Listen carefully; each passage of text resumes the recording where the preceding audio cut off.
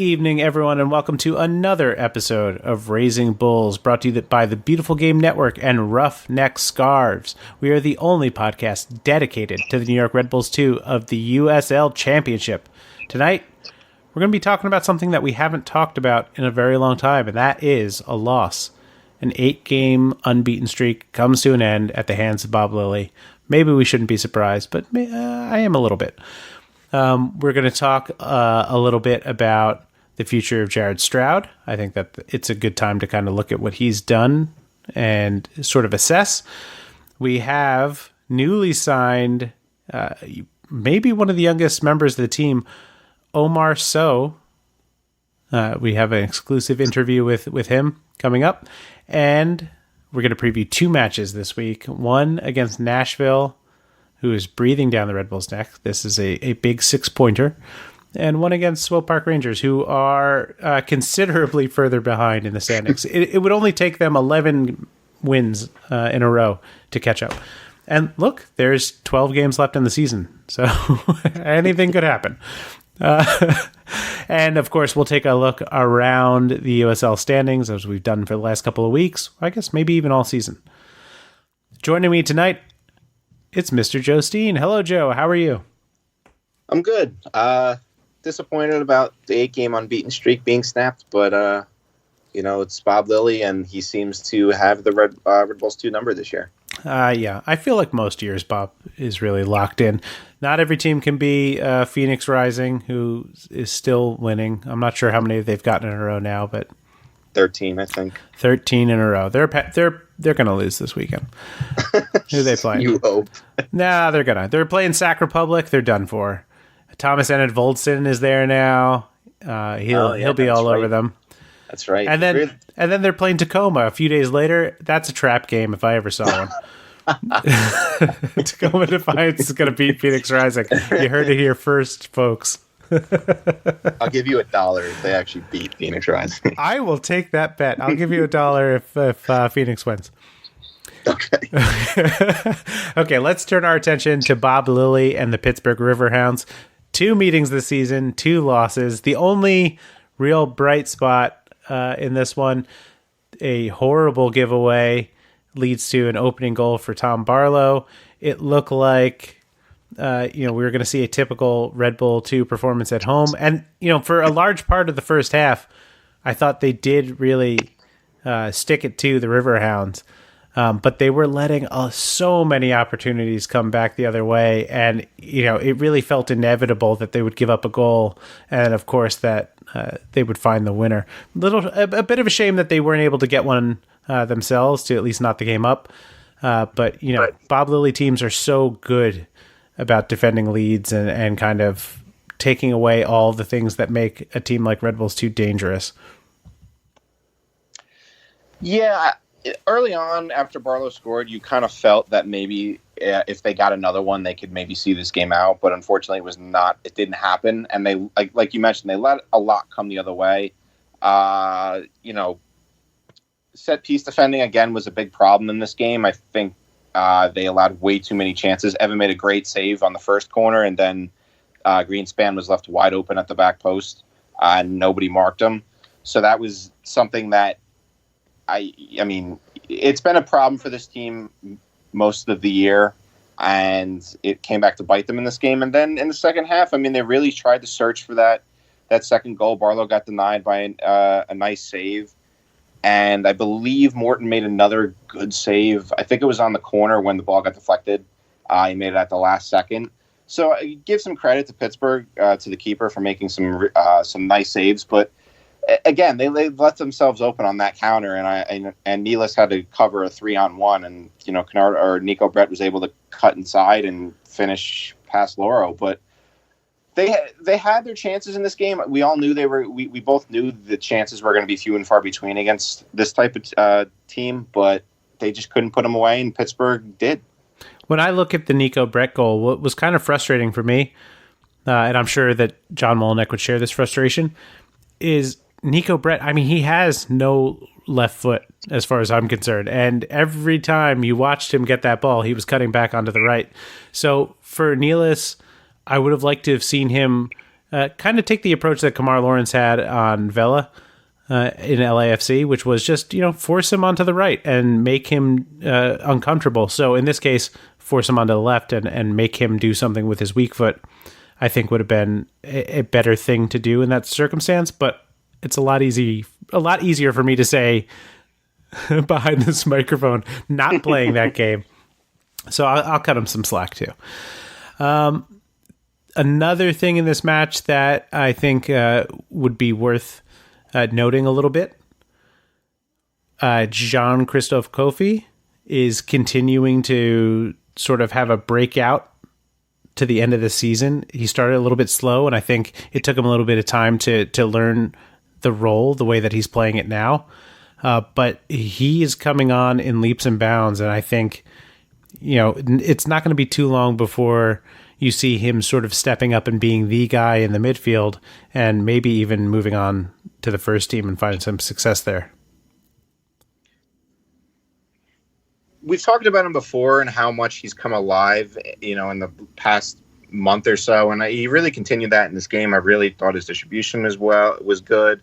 He seems to be really embracing the destroyer role, which we weren't really sure if he was fit for that role, but he's proving that, he possibly could see some first team minutes next year, because he's really, I think, been one of the better players on this team over the last month or so. Yeah, fully agree. Looking across the field, I think in general, Pittsburgh, they set out to disrupt the passing, they disrupt the rhythm. You could really tell that, guys like Lima and Stroud, who are normally a little bit more in sync, just weren't on the same page on the day. And, if not for Evan Loro, maybe this game would have gotten a little bit out of hand for Pittsburgh. Yeah, I think Evan has to get a lot of credit. Again, you talked about it. They really weren't in sync. Jared had a good chance in the first half, but unfortunately he hit it right at the keeper after cutting in on his right. But I think Evan had another great game. It's unfortunate that both goals scored. There was 2 goals scored against them, but I thought for the most part he made some great saves to keep them in the game, and especially on the set pieces. Yeah. Okay. Let's transition this to man of the match. Who was your man of the match? I'd probably say Evan. Again, kept them in the game, gave them a real chance to win it. Unfortunately, it just didn't go their way. Okay. I would agree with that as well. I'm going to give it to Evan. Evan, nice job out there. Sorry the team didn't also rise to the occasion, but you're still in a good spot, I think, moving forward. The man we just talked about was Jared Stroud. I want to just kind of go through his numbers for this team over the last 2 years, because as far as I'm concerned, they are phenomenal. 17 goals, 21 assists in 56 appearances so far. That's fantastic. And when you talk about guys who've been promoted from this team, you talk about guys like Brian White and Tom Barlow. These are the stats for those guys. So 11 goals and 5 assists for Brian White in 28 appearances. Really, really nice. 0.39 goals per game. 23 goals and 3 assists for Tom Barlow in 42 appearances. 0.54 goals per game. You can see why both those guys got serious looks with the first team. Jared Stroud, 17 goals and 56 appearances. That's 0.3 goals per game. And 0.37 assists per game. Both of those numbers are phenomenal. And there is not another player that has come through the Red Bulls 2 that has had that kind of impact with the team. Even guys like Brandon Allen and Florian Valleau and Vincent Bezecourt, none of those guys have created as much as Jared Stroud over the last 2 seasons. And I mean, he's just been absolutely phenomenal. He's broken, or he's about to break. Yeah, he did break 10 goals for the season. He's 1 goal behind Barlow, who everybody knows and loves. He's leading the team with 8 assists. I mean, he's leading chances created with 71 chances created this season. 71. Chances created leaders for the Red Bulls too. Jared Stroud, 71. Chris Lima with 66. In third place, Janosch Luba with 29. Those numbers are just bonkers. When you look at Jared and you look at the way that the season has gone for the first team, I think it's pretty clear that there's going to be some roster turnover in the offseason. We already saw some of it start with Marcus Epps going out on loan to Memphis. I wouldn't expect to see him again. Derek Etienne out on loan to FC Cincinnati. I don't think we're going to see him again. There's positions open on the wing. Andreas Ivan, I didn't even mention, waived by the team. Jared Stroud, I think, should absolutely be in the conversation for getting a role with the MLS side next season. What do you think, Joe? It's funny because I would say about a month ago I said I didn't think he was going to get a shot, and now with the roster turnover already, and we expect some more. I would say his numbers speak for themselves. I really think he's outgrown this level of play. I really like how he looks for that incisive pass all the time, and even if it doesn't come off, he continues to try it. He always seems to find his teammates open, always plays guys open. This year, his goal scoring is really he's really become one of the leaders on the two team. Even John Wolniak's talked about it many times this year, how much of a leader he's become and how they kind of look towards him when they're in a tough spot or the game's not going their way. They look to him to try and get galvanize the team, and he really has done that for most of the year. I mean, we see how where they are in the standings. We see how well they've attacked games this year, especially at home and even on the road. I mean, on the road they've matched their win total from last year. So I think you've really seen him become one of the leaders of the team, and his like I mentioned, his goal scoring's been really good this year. I mean, he's only one behind Barlow, as you mentioned, and I think he really does deserve time with the first team. Yeah, one behind Barlow, 21 assists, all-time best for New York Red Bulls too. Yeah, he's just having a great time out there, and I think last season, just from what we saw from him and where we talked about the spots where he needed to grow, one of the biggest things was recognizing the run and making the run. And my catchphrase from last season, make the run, Jared. Make the run, Jared. But he's doing that now, and he's got a really good nose for it. I thought that we would see him transition inside a little bit more, but the opportunity is there on the outside. It's going to be really interesting to see what the Red Bulls do with that going forward. They have, I think, roster space now that they could even spend on him, but I would rather they wait until next season. The other news this week, Omar Sowe, the guest tonight, signed to a Red Bull 2 deal. Omar is a Harrison High School legend. Shattered the record for goals and assists there. 89 goals and 67 assists for Harrison High School. You'll get to hear what his thoughts were on it. To me, I would look at that and say, at a certain point, you got to be getting bored of scoring all these goals. But he's assisting too. These are like Wayne Gretzky high school numbers for soccer. I've only watched him play a handful of times. A lot of my knowledge comes from Eric Friedlander and his scouting that he's done for RBNN. Omar's got a really nice nose for goal, whether it's shots from outside or just making smart runs and using his physicality appropriately for his size, because he's a big guy. Not a lot of guys, when they're turning pro at 19, have such a good understanding of their physicality, but Omar absolutely does.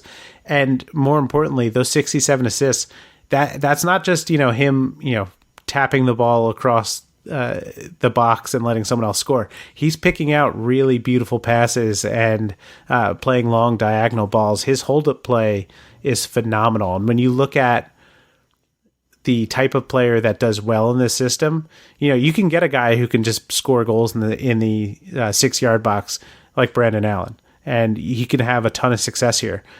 And that's all well and good, but then you don't transition up to MLS. The guys who have been able to do that have a nose for goal, but also have a great ability to combine and play smart tactically. And you see all of those things from So no pun intended. It could be a really great signing for this team, and I don't think he would be eligible for a homegrown player, which is why you see him sign a RB2 deal. But he came in for about a month. He impressed the coaching staff, and here we are. So now there's another option. I think that this kind of points to maybe Amarildo not factoring in for the rest of the season. I mean, he already had not really. I know he was carrying a little bit of a knock and sort of struggled. He's kind of like this year's Douglas Martinez. Obviously, Martinez is doing very well, but when he was at Red Bull, international call-ups and ill-timed injuries really hampered his ability to get on the field and make a difference. Yeah, I mean, we talked about it, before the show about how he's good at holding up the ball and, combining with his teammates. And that's something that I think they tried to get out of Brian White last year when they drafted him. And you've seen a lot more when White's got on the first team this year with his hold-up play. So if, no pun intended, but when So comes in, that's going to be important because they've kind of missed that in some games this year where teams like to sit deeper and they like to kind of bunker down because we've seen them struggle against teams that like to sit deep, especially with I think it was against Charleston with the red card and a couple in North Carolina this year.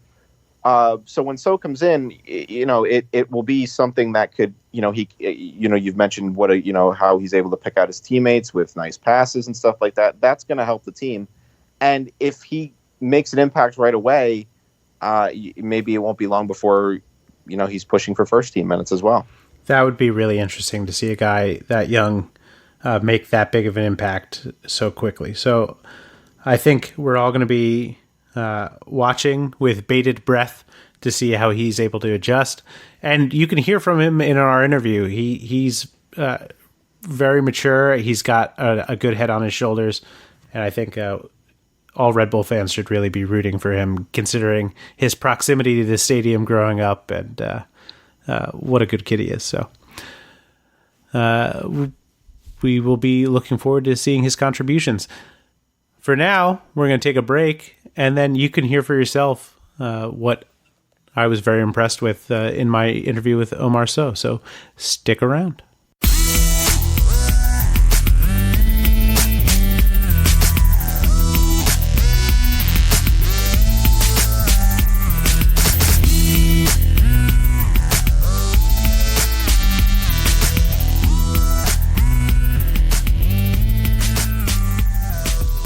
And we are back.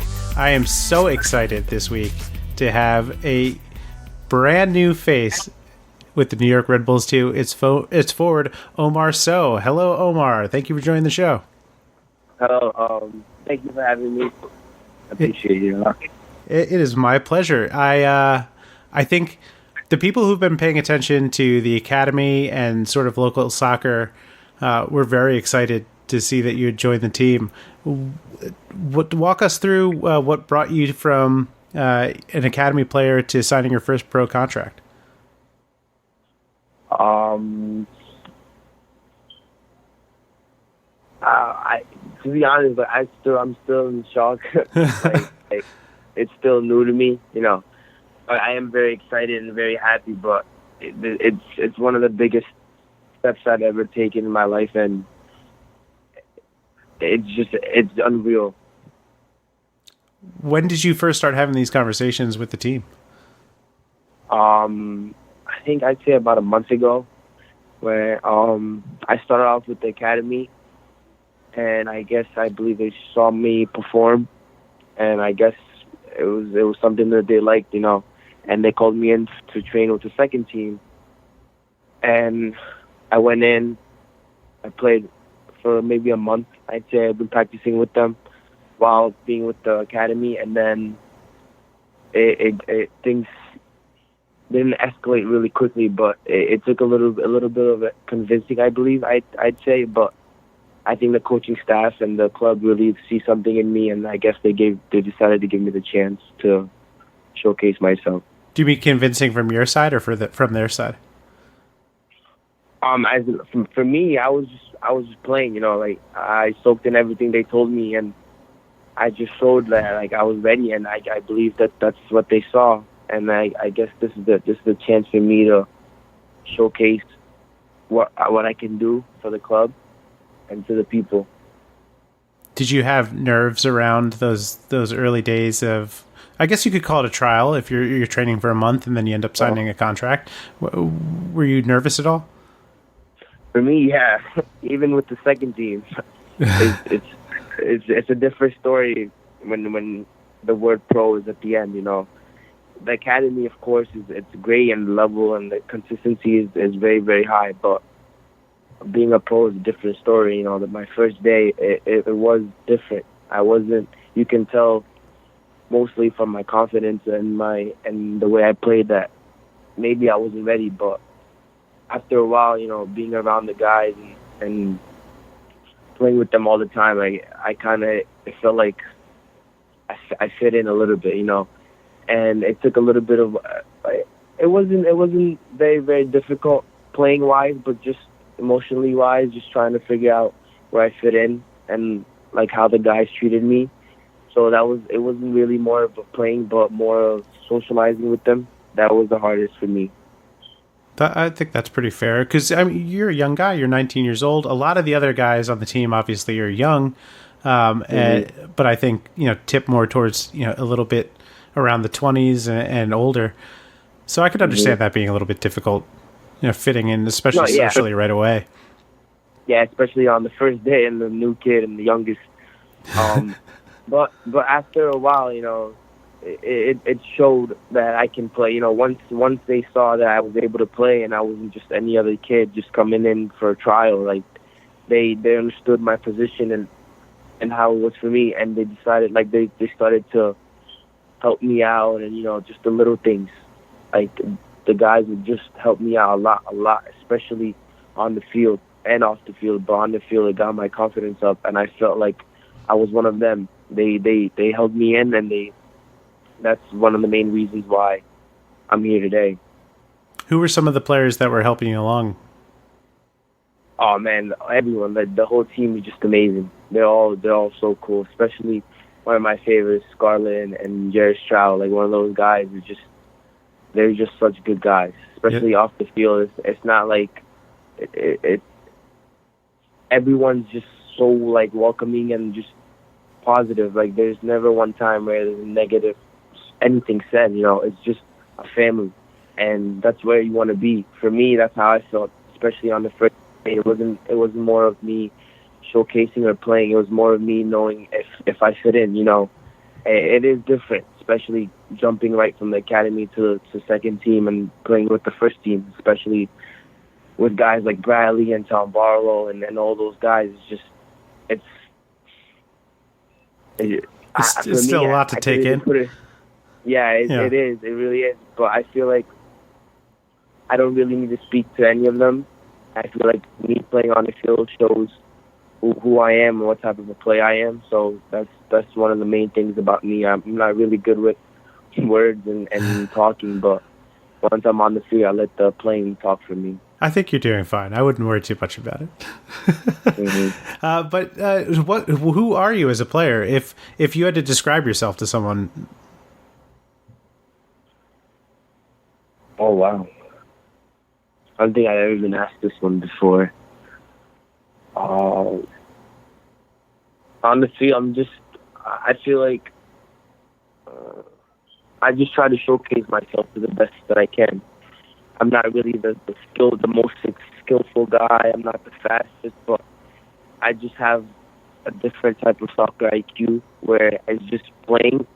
It's so different for me. I don't know if a lot of guys feel the same way, but whenever I'm on the field, it's like I see things before it even happens. Like that's one of the main reasons why I'm a very good player, in my opinion, is that I can read the game and I understand a lot. Yeah. That's a huge leg up, of course, whenever you're playing. Do you feel like things slow down for you at times? Like almost like things move in slow motion and you're able to see them? Oh, for me, well, going forward, yes. Like, especially attacking, I have that little sense of where to be and, where to go at the right time and all those little things. And I feel like that's something that, personally, for me, it's more of a talent than it is, working-wise. But with the combination of me being an athlete and the way I'm built and my soccer IQ, I feel like it fits perfectly, especially into the Red Bull philosophy, because all I do is I'm one of the players that they I don't even know how to describe. Well, I think I know what you're talking about, because the responsibilities of the forwards in the system aren't just about, getting into the 6-yard box and tapping in goals. You really have to combine very well. You have to press very well. There's a lot of other tactical bits of the game that aren't necessarily heralded in other places, where you would just be, as a forward, expected to score goals. Yeah. But not for nothing here, Omar, but you scored quite a few goals in your high school career. 89 goals, 67 assists. What is that like at the high school level? And, consistently scoring like that year over year, did you feel like, okay, maybe it's time to move up and onward and upward? For me, not until my senior year, the end of my senior year.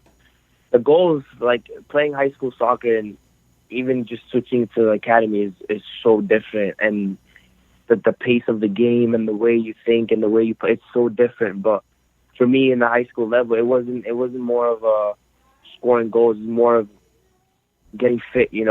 I understood my role and who I was on that team and how I play against other teams and how the other kids see me. So I understood that maybe at times I was the best player on the field, but it wasn't really about the goals. Like, if I really wanted the goals, I could have had a million. I could have had as much, but right. I tried to focus on like the little things, especially, and I feel like when you play and not think about scoring or any of that, it comes. That part comes. I feel like it's a lot easier to think about scoring goals than to get better. Right. And for me, all I do was just try to get better on the field, and the goals were just there. Do you think that's part of why you've been able to adapt at each level you've been at so far, is because you have that sort of mentality? Oh yeah, for sure. Especially in my household, my parents we always talk about getting better. It's not about what you're doing now. It's not about if you scored 10 goals or 40 or whatever your stats are. We always try to get better and do the little things. It's very, very easy to score goals, but it's very, very difficult to score goals at the highest level, especially when you're playing in like academy or the second team or the first team. The goals don't usually come crazy, so when they do, you have to be able to take that opportunity. I think that's a pretty fantastic mindset. Are there forwards or strikers that you would want to emulate? Like, who were your soccer heroes? For me, one of my main ones was Clarence Seedorf and Drogba. I looked up to those two guys a lot, especially back home. With them, I'm pretty sure everyone knows that they're African, so we used to watch them all the time. Especially when the African Cup of Nations would come, we sit down like 2 hours before the game and get ready just to watch them play. Like watching them play, it was just like a dream. Like you were there, and it's just crazy the things that they'd be doing on the field. It's unbelievable. Yeah, and I feel like that's how I adapted my type. I didn't even growing up as a kid. A lot of the guys, would look at players like Neymar or like Ronaldo or Messi. But for me, I looked at the players that I look like physically and mentally. Like, how do I who plays like me? Like, how do I see myself? And I felt like Seedorf and Drogba were the two players. It was like a perfect combination of scoring goals and the body and the way they think. It's just, I learned a lot from them. That is an awesome outlook. Do you think there's anybody like that in MLS right now that you think young black kids can look up to as role models? Oh, sure. Yeah, especially at Red Bulls. You have guys like Phillips and like Luis Robles. Even like it's not really about where they're at. It's just about how they play and like their attitude on the field. That's what caught my eye, especially with the Red Bulls, and that's one of the main reasons why I wanted to play for New York Red Bulls. Especially the coaching staff, like Chris Arms, is just the way that they talk to you and help you out and everything is just unbelievable. It makes you want to play for them, especially like Bradley. Whenever we're practicing or anything like that, he'd just pick me to the side and just give me something. And I try to just soak everything in because that's a guy that's done unbelievable things in the highest level. So it's not just a regular person telling you this or that. Whatever he says is really, really important. So for me, like I look up to him a lot, especially even training next to him, like running next to him. Like that's something that I really soak in, and I take it every day, one step at a time, because he understands. I feel like he understands my position and how I'm feeling, and he's one of the main guys that's always talking to me on the side and just trying to help me out. That is great to hear. Omar, this has been a fantastic interview. Before I let you go, I have to subject you to the lightning round. Okay. Don't be too nervous. I think it's pretty light. Okay. Popcorn, yes or no? No. That's what I like to hear. Popcorn's disgusting. So many people like popcorn. Yeah. What's wrong with them? Star Wars? Oh, wait. Sorry. Go ahead. No. Yeah, you were right. Not much of a popcorn fan. Look, sweet popcorn's okay. It's that buttered popcorn that's like, oof. I don't know. Yeah, I see that. Star Wars or Star Trek? Man. Oh, man. 2 years ago, if you asked me this, I would have said Star Wars. I've never seen a single movie of Star Trek. But now, I think I'm going to go with Star Wars. All right. Hey, it was a close call, it seems. That's okay. That was a good one. Marvel or DC? Oh, man, that's Marvel 100%. Yeah. Fair. No, there's no way. I know the DC fans are about to blow this comment section up if there was one. Oh, man, it is so rare we come across any DC fans, but mostly it'll be if it's a comic book. Super Mario or Sonic the Hedgehog? Sonic. Fair. Favorite team to play as in FIFA? Favorite team to play as in FIFA? Favorite team? I'd have to go with Barcelona. Even though I don't really like Barcelona. It's just fun to play with them. Yeah, it's unbelievable, especially the way they play. I don't think anyone can stop me when I'm in my zone. Okay, and I realize you've only been around a month, and no pressure. But who is the worst dancer on the New York Red Bulls 2? Oh man, can I answer second team and first team? Yeah, you could throw in both.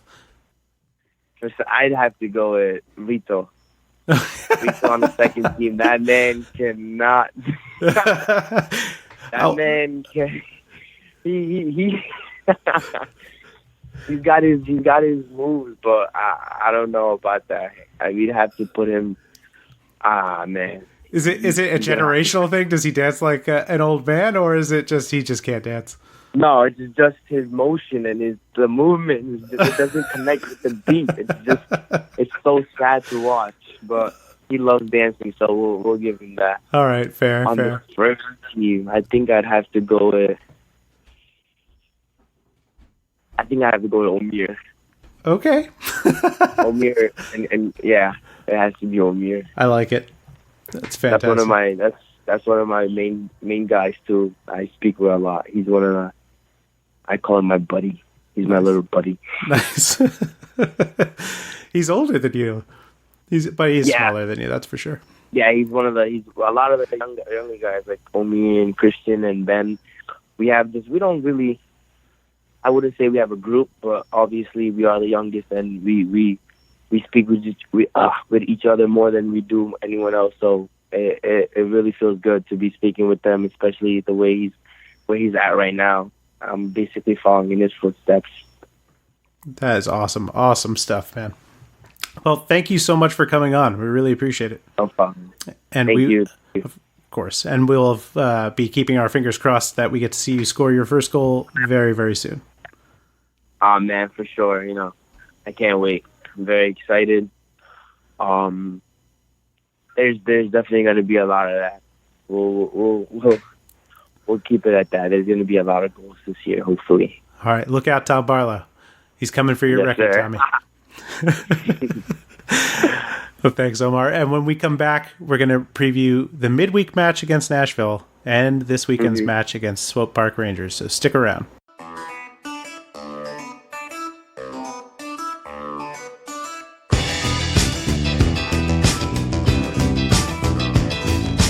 And we're back.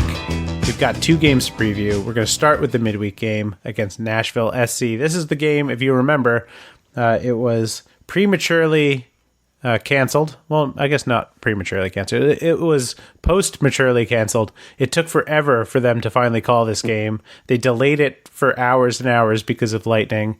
They let them play the first half and then finally called it around midnight, I want to say. So this is the makeup game for that match that was never played. Matthias Jorgensen scored early, and then I don't remember who scored the goals for Nashville, but they had gone up 2-1 when the match was eventually called. I think Ropapa Mensah had one, maybe Lebo Maloto. I think Lancaster had one. Oh, okay. So it was Lancaster and Maloto, I think. I'm not going back to check. But this is poised really well. I think that the Red Bulls are going to struggle a little bit against Nashville. Let's look at their record. 13-5-6 on the season. They sit on 45 points. That's 2 points behind the Red Bulls, even on games played. In their last 5, they are 4-0-1, and they are 5-2-3 at home. Not a tremendous home record, but you can obviously see they take care of business. They pick up points. Their last 5, their wins came against Charlotte 3-1, Hartford 4-0, Swope Park 2-0, and Indy 11 2-0. And their draw came against Bethlehem Steel. It was a 0-0 draw, which came last Saturday. Is that right? No. Well, I guess two Saturdays ago. Yeah, 2 Saturdays ago. Their leading goal scorer is Daniel Rios. He's got 17 on the season. He by far the most prolific player on the team. Cameron Lancaster and Carlton Belmar were both brought in to be these big offensive pieces, and they really haven't made good on that yet this season. Lancaster, 5 goals. Then under them, Alan Wynn, Ken Tribbett, Ropapa Mensah, and Lebo Maloto all have 3. Matt LaGrassa and Carlton Belmar have 2. Jimmy Ockford and Tucker Hume have 1. The assist leaders for Nashville are Lebo Maloto with 8, Justin Davis with 3, Taylor Washington, Matt LaGrassa, Ropapa Mensah, Daniel Rios, and Carlton Belmar with 2. Former FCC man Forrest Lasso in the group with Cameron Lancaster and Alan Wynn with 1 apiece. Nashville is a tricky team. They're still defense first, but what you're starting to see, I think, over the last 2 months is their offense is really coming alive and becoming dangerous on the counterattack. Daniel Rios is, a clinical finisher in the box. I think it's going to be really important to not give him opportunities the way that they gave. I almost called him Romeo Parks. It wasn't Romeo Parks who scored. Oh my God! Pittsburgh Riverhounds. Brett. Yeah, Nico Brett, not Romeo Parks. Nico Brett is a clinical finisher, but a little bit obvious in the way that he sets up. They cannot overcommit the way that they did against Nico Brett. They're going to, I think, struggle all day breaking down this team if they take their foot off at all, or if they make any mistakes in the midfield. Nashville has been so good at capitalizing against teams that break down while passing. I think Pittsburgh really gave a nice blueprint of keeping things physical and trying to disrupt the RB2 rhythm. And I expect to see a lot of that from Nashville. Joe, what do you think that we're going to see in this game? I think we're going to see a lot of what you just mentioned. We saw it in the first game, again, the game back at Montclair earlier this year when, they kind of imposed their will on them in the first half. They was very chippy. They fouled them. They tried to frustrate Red Bull 2 by fouling a lot, and they grabbed an early lead. I believe it was a mistake that led Rios. I think it was a mistake by Nealis that allowed Rios to grab an early goal. Red Bulls 2 were able to tie it up, but this is a really important game. I mean, they're going to have to be up for the physical challenge. The midfield, especially of Kofi and Lima, are going to have to really put in a good shift this game because this team's tough to break down. They're going to have to be patient. They can't commit a lot of numbers forward and leave and let Nashville counter like they did Pittsburgh, because Nashville, as we've mentioned, has been a defensive team first, and they like to counter, and that's how they score a lot of their goals. And Nashville's been playing very well of late. They sit right now in third place. This is a 6-point game. It's going to be a really tough game. I mean, I think earlier when this game was called, they even though they played early on, they kind of wilted towards halftime, and then Nashville was able to grab a lead. But now this is a much different Nashville team. They're a much better team, I think, than they were when they played about a month. I think it was a month and a half ago, and they're going to have to be prepared for a tough game. I would say that that's also true about the Red Bulls. The Red Bulls were in the midst of kind of a wilty run. I think that was around the same time that they had the match against Ottawa, and maybe Charleston was right around the same time. Hold on, let's look back. That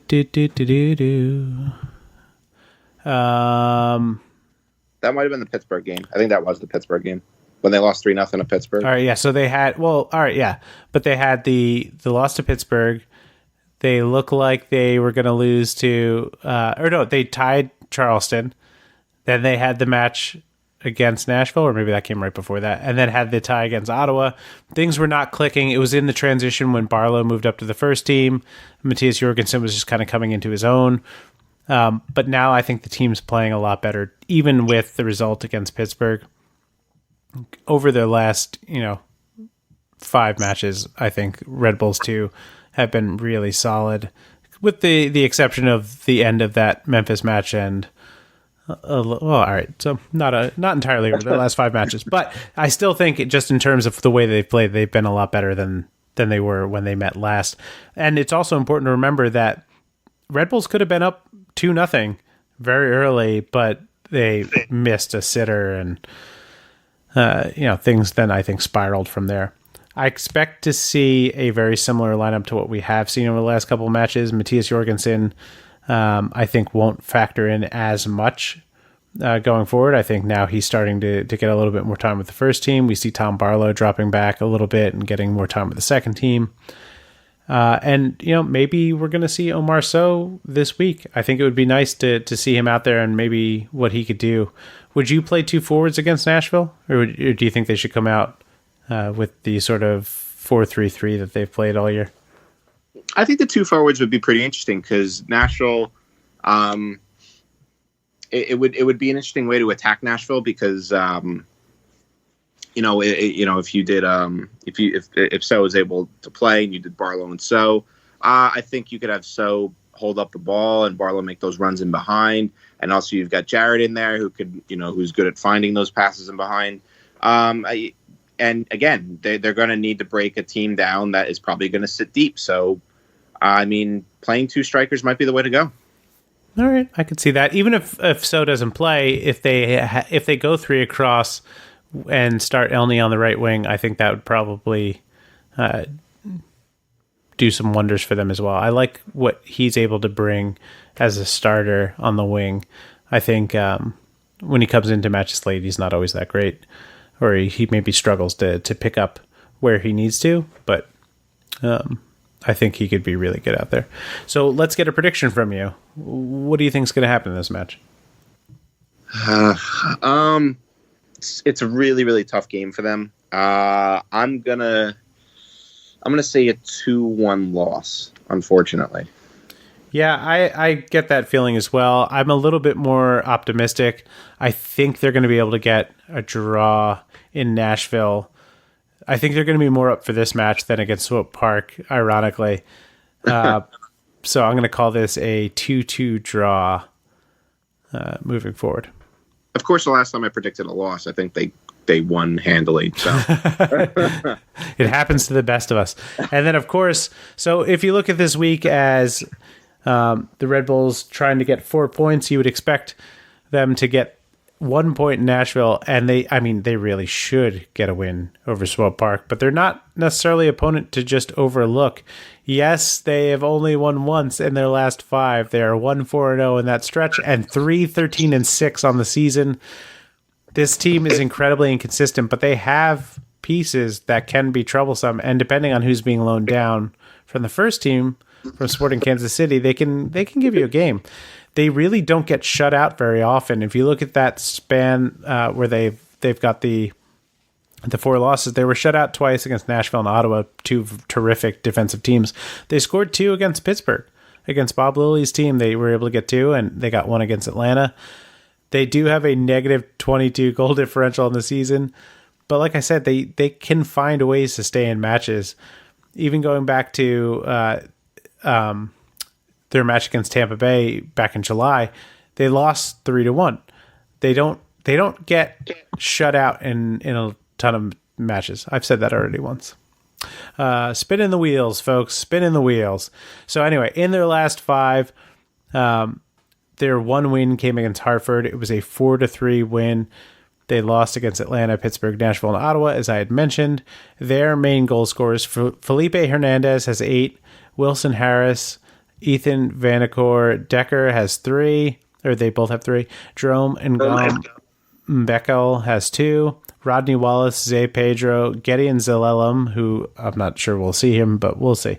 Tyler Freeman, Rasenbach, Akhmatov, and Camden Riley all have 1. Their assist leaders, Alexander Andrade has 5, Killian Comby, Felipe Hernandez have 3, Jacob Davis and Mbeckel have 2, Eric Hurtado, who will not play in this match, Jimmy Madranda, Juan Kuzian, Mark Segbers all have 1.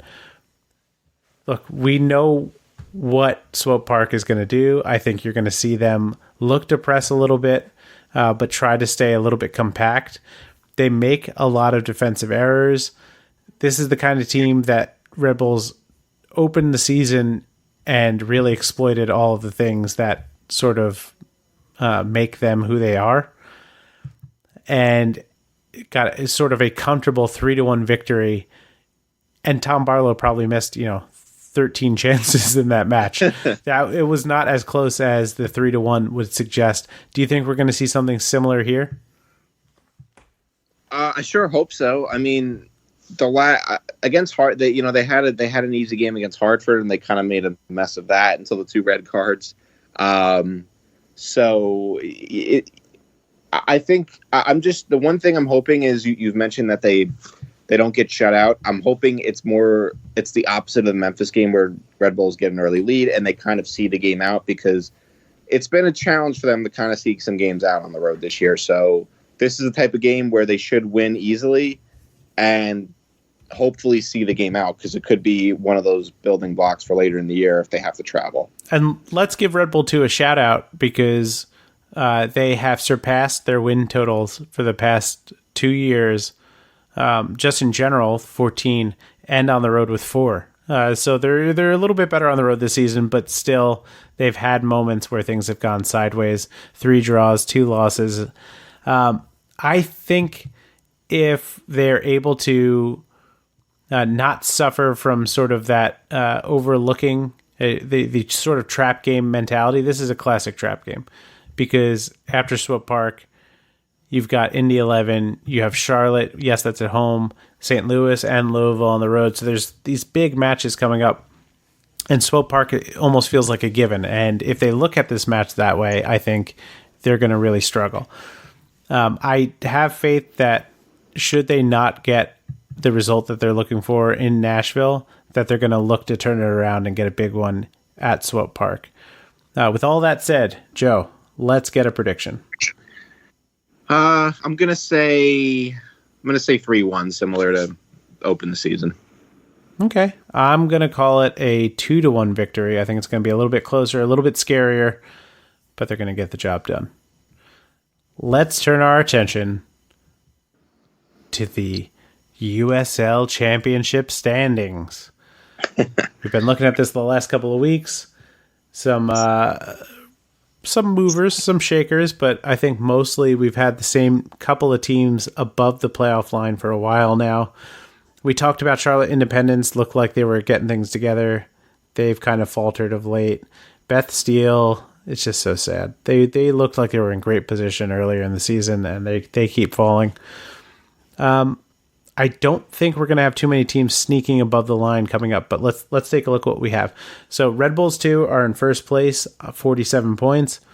With a game in hand, Tampa Bay Rowdies are right behind them, 46 points, 23 games played. Nashville under them with 45 points. Then Indy 11, 43. North Carolina 43. Pittsburgh at 41. Louisville 39. Ottawa 36. Charleston 30. Birmingham 29. Birmingham Legion, they are 4-0-1 in their last 5, just like Nashville. They're playing terrific right now, and I would like to see them continue to move up the table. I had them. If I recall correctly, I think on the last show I said they would make it above the line in the playoffs. Yeah, yes, you did, and I think we're going to hold you to it, Joe. It looks like that's going to happen. I'm going to clap for a second. It's because there's a gnat circling above me. Now, those of you who know me well know that I only have one good eye, so trying to catch a bug mid-flight is very difficult, but I'm going to go for it. Oh, I lost him. Oh, no. All right. I might find him, I might not. You might hear me clap like a fool later, but anyway, so that's above the line. Below the line, St. Louis, Charlotte, Beth Steel, Loudoun United, Atlanta United, Memphis 901, Hartford, and Swope Park. Look, I think it's pretty safe to say that Swope Park, 14 points back, 12 games to play. There's a chance, all right, but it's very, very unlikely. Same thing for Hartford. They're only 13 points back, but they're in a real bad way. And they've played 2 more matches than anybody else. Yes, they have a lot of their matches left at home, but it really doesn't seem likely that they're going to turn things around. So, I mean, St. Louis and Charlotte really are the only ones in striking distance right now. And Charlotte's played more games than most of the rest of the East, and they're 4 points back. It just looks like a task too far. So I think you're really looking at who's above right now is who's going to stay up there. Yeah, I think that's about right. The one thing is, I mean, I don't know if they're too far, if it's too much of a climb for them, but Loudoun's only played 21 games compared to everybody else. So I don't know, maybe if they get a couple wins, they could be within striking distance, but it's a tough hill to climb, and I think it's just going to come down to pretty much Ottawa, Charleston, Birmingham, and St. Louis. Yeah, Loudoun, if you had asked me at the end of, or the beginning of the week last week, I would have been far more optimistic. They dropped 2 results against Charleston and Ottawa, and it just makes things all the harder. Yeah. Let's look out west. Oh, yawn. Phoenix Rising. Oh, they're so good. So let me get into this for a second. Okay, yeah, go ahead. You said they were going to lose to Sac Republic on Friday. That's correct. It's Dollar Beer night. The night they're playing Sac Republic. All the more reason they're going to lose. I don't care about their silly superstitions. They have not lost on Dollar Beer night until you see now. When we talk about this next week, I'll remind you that you jinxed them by talking about that. Oh, all right, fair enough. Fine, fair enough. Not only are they going to lose to Sacramento, don't forget, they're going to lose to Tacoma Defiance days later. That's what's happening. And you could book it. Oh, my God. I've been told I'm a pundit. I can't believe you're not happy for Junior and Jose. I'm 100% happy for Junior and Jose. I'm glad that they are in a good spot. I still think less of the West because I feel like they are not as challenged defensively. So offensive players really shine out West. When they come East, you see what happens. Look, Nashville went out and they got Carlton Belmar, one of the best scorers in the West. Indy 11 went out and got Dane Kelly, one of the best scorers in the West. And what have they done in the East? Almost nothing. Both of those guys are struggling big time. And I think there's something to sort of the physicality of the East that makes it really tough for more skillful teams out West that like to play a little bit more of the possession-based, passing-based game. but they really have a hard time against Eastern teams. All right, I think that's fair. I'm sticking by that. I'm sticking by the Phoenix is the best team in the championship USL championship right now. I think just purely on record alone, there's no argument to be made there. Of course, they're playing great. Okay. I don't think that there's really anything I could say. I'm just telling you, when it comes down to it, I don't believe in them. Sorry, Junior. Sorry, Jose. Friends of the show, of course. But okay, let's go down the standings. Phoenix Rising, 53 points. They are way out in front now. 9-point lead over Reno and Fresno, who are behind them with 44 points. Fresno has 2 games in hand over Reno, so expect them to kind of finish further up the table. I think if there's one team that maybe could give Phoenix some trouble, it's Fresno. Okay. I like that assessment. We'll see. We'll see if that's true. Austin Bold is then even further behind them with 36 points. So it's pretty much that's the top 3. Fresno, Reno, Phoenix. I'm pretty sure it's going to end Phoenix, Fresno, Reno, but we'll see. Then Real Monarchs behind them. Sac Republic, 34 points rather. New Mexico United, 34 points. OKC and LA Galaxy 2 on 33 points. Portland Timbers on 32. That's the top 10 in the West right now. Just under the line, El Paso Locomotive tied with Timbers 2, but behind on goal differential. And then San Antonio and Orange County. Those 3 teams probably most likely to be able to challenge for one of the last remaining spots. Behind them, Las Vegas Lights, then Rio Grande Valley, then Colorado Springs Switchback, Tulsa Roughnecks, and of course, last place, and will defeat Phoenix Rising, Tacoma Defiance. I cannot wait to get my dollar. I eat healthy now, so I can't even threaten to buy a candy bar in a vending machine. So I don't know. Maybe I'll buy a lettuce wrap somewhere. I mean, I'll be $1 richer after next week. So. You will not be $1 richer. How dare you? But yeah, no. So that's what we're looking at West. If you had to pick one of those teams under the line, or I guess just look at that: OKC, LA, Portland Timbers, Locomotive, San Antonio, Orange County. Which of those teams do you think is going to shuffle, or do you think it stays the way it is? San Antonio and Orange County are probably the most likely to make a move. El Paso's really struggled over the last 5 or 6 games. I'm going to say Portland, too, makes a little bit of a move. I think they're a pretty good team. I don't think they've been playing up to their potential. And they've lost a lot of, I would say, close games. 1-0 to Sacramento, 2-1 to Fresno, 2-1 to Galaxy 2.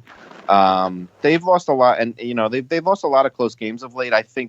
They've got a game in hand on the Galaxy 2. I think they'll make a move. I think San Antonio will be there. I agree with you about San Antonio. Yeah, I think they'll be up there. Okay. No, I think that's it. Is there any USL news that we didn't talk about? I don't believe so. Yeah, I don't think so either. Okay. That's it for us today. I'm going to take a sip of water, and then I'm going to start our sign-off. It's not a ventriloquist act. I'm not still drinking water and talking to you. If you'd like to follow us on Twitter, I am @_Joe Goldstein. I am @JSteen15. And if you'd like to follow the show, and we hope you do, we are @Raising Bull Cast. That's one bull, Raising Bull Cast, and that's, of course, on Twitter. If you'd like to follow our written work, we are @RB News Network on Twitter. The Red Bulls News Network, rbnn.us. And Joe and I are often contributing things there. You can see all of our stuff and Bill's lovely photos. If Bill's ever back on the show, I don't know. I think he's abandoned us. He was at the game on Saturday. Oh, good, good. Yeah, I got to see him. That's good. I hope he's doing well. Bill, I'm sorry. I didn't mean to say what I said, and I miss you. I didn't say anything, guys. I'm just kidding. Of course, all of our episodes are posted on RaisingBulls.com. You can find us at Facebook.com/RaisingBulls. And we're on iTunes, Stitcher, Google Play, Spotify, wherever you get your podcasts. We're there. Find us, rate us, review us. It absolutely helps. It puts us further up in the search algorithms the more that you participate, and it really does help. So please do that. Of course, we're part of the Beautiful Game Network at bgn.fm. They cover MLS, USL, Premier League, NWSL, and a ton of great information in podcasts scattered all around the USL. The USL show, of course, that's a given. But they've also got Backyard Footy, The Last Line, Bethlehem Blast Furnace, Birmingham Backline, Backchat, Serious Loco, Foxtrot Pod, Sock Takes, and so much more. Great written content, great podcast content. I highly recommend you check them out. Last but not least, I want to thank our sponsor, Roughneck Scarves, the official scarf supplier of MLS, USL, and US Soccer. Get custom scarves for your group or team at roughneckscarves.com. Oh, and I announced this on Facebook and Twitter, but it wouldn't be the end of summer. I think it's mostly been the end of summer without me announcing I've got another album coming out. I don't know if anybody out there is listening to my music. Somebody is somewhere. It's not just my parents, I've been told.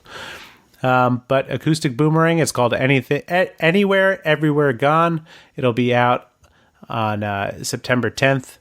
You can listen to that also on Spotify and Amazon and wherever else you like to get music. It'll be there. Give it a go. I think you'd like it if you give it a listen. Maybe you won't. Listen to it and give me a mean review. I would be okay with that too. Yeah, that's it. Stumbling to the finish. One of my favorite things to do.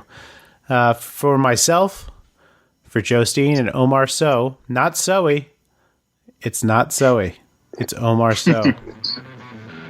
Thank you very much and have a great night.